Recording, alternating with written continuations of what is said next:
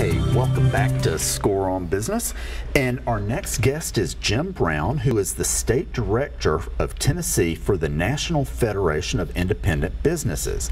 The NFIB promotes the interest of private companies with both state and federal governments. And Jim, thanks for being here. Pete, thanks for having me on again. Appreciate it. As you know, I'm a huge fan of the NFIB, and I'm a proud card-carrying member. And the reason I think it's so important for smaller businesses to be a member is, the big companies have all their, folks who are trying to take care of them, but if small businesses don't have time for that, and if they don't do it, then the folks who are at the table, which are big businesses, are like, oh yeah, taxing's really important. You know, those small companies, they're the ones who get it. So I appreciate having someone to be an advocate for us. Thanks. I don't do what I do unless you're a member. Yeah. You're one of 7,000 members in Tennessee and 350,000 across the country, and it's an honor to represent you. I know you're busy and you want someone watching what's going on. Oh, heck yeah. So. Well, one of the things I love about the services I most appreciate are that you all keep me updated on what's important, and you make it very easy for me to reach out to politicians. When there's something where we need to get out, I'll get an email from you all. If I need to call them, the phone number's there. If I need to email them, I can just about click on something. And we're going to talk about, well, before we get to that, those are some of my favorite services. What are some other things that are popular? Well, you've hit on advocacy as our bread and butter. So I mean, that's why we're here. That's what I'm doing every day down at the legislature, what our lobbyists and advocates are doing in Washington. So we're a general interest advocacy group. We focus on things that hit all of our members, like retail and manufacturing and all of the service businesses, everybody that's a member, whether they're 3 employees or 300 employees, but all private companies. But it's the issues that hit all of those companies, like taxes, taxation, healthcare, labor law, workers' compensation, unemployment, healthcare, all the things that environmental more frequently in the last few years. Those are things that are hitting a lot of the businesses, and so we've got their back. We're making sure that they're getting the information and then polling them, surveying them, balloting them. And you all reach out to us and say, hey, these are the things that we could work on. What's important to you?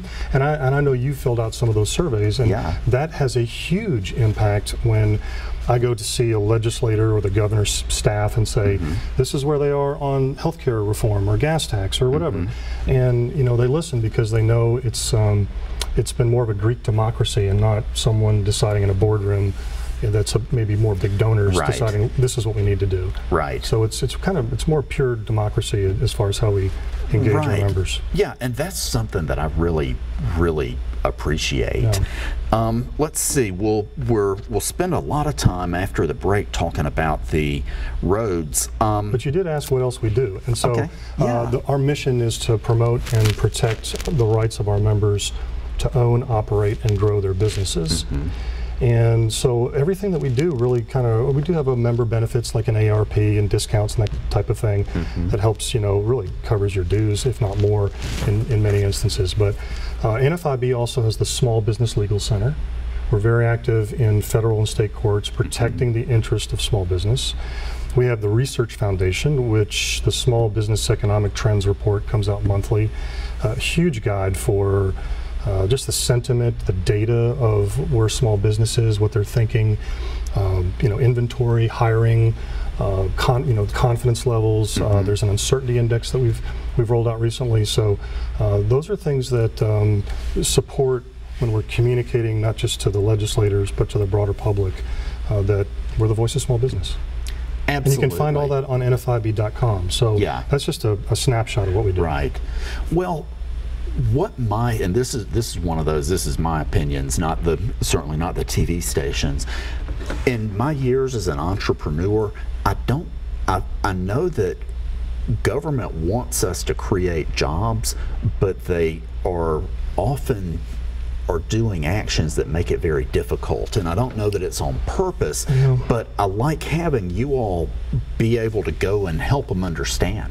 A lot of times when you explain a bill to a legislator and you say this is what the consequence has been in other states or could be, and this is why we think that, they go, oh, well, I don't want to do that. Yeah. So a lot of bills die that way, or they go back and figure out another way to do it. So, it's the civics, the civil nature of it is what people don't see. And a lot of times something will come back later in a different form that will work and is more of a compromise. It does happen. I know we don't see that on social media, but it does happen. But a lot of times you got to get in there and fight and take your licks, and we've had to do that a few times and say this is what you're saying, there's data that really counters what you're saying, and this is what it is. Right. And then the committees and the members will decide. So, but you're really a bearer of information, and your integrity is everything. And you've got to treat everyone the same and fairly. That's what our business is. Awesome. Yeah. Well, hey, we're going to take a break. Ladies and gentlemen, we will be right back.